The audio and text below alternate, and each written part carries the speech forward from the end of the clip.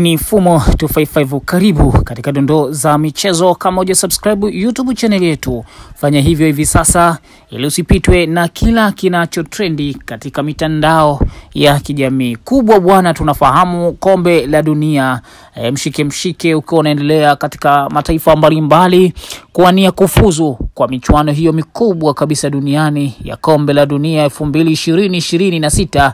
Michuano ambayo inatarajia kutimua vumbi katika mataifa matatu: Marekani, Canada na Mexico, wakiwa ndio wenyeji wa michuano hiyo. Wakati haya yakiendelea, mataifa ya Afrika nayo yakiendeleza mchaka katika kuhakikisha yanatafuta nafasi ya kufuzu kwa michuano hiyo. Kubwa na la kuvutia ambalo pengine moja kwa moja ile inaihusu Young African Sports Club, kama sio tu Tanzania na ligi kuu soka Tanzania bara, ni taifa la Cote d'Ivoire, Ivory Coast.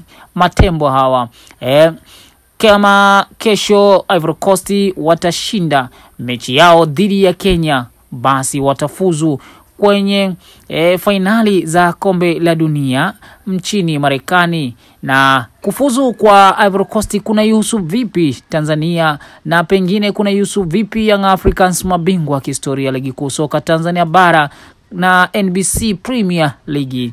Ipo hivi, Young Africans inawakilishwa na mchezaji mmoja, tunamzungumzia Pacome Zouzoua, mchezaji kutoka Ivory Coast, ambapo yeye atajiunga na timu yake kuikabili wa Kenya katika mchezo unaotarajiwa kupigwa hapo kesho majira ya saa 4 usiku kwenye uwanja wa Alassane Ouattara. Uwanja huo huko Ivory Coast, wakiwa wenyeji kwenye mchezo huo wa kundi F kuitafuta tiketi ya kufuzu kombe la dunia.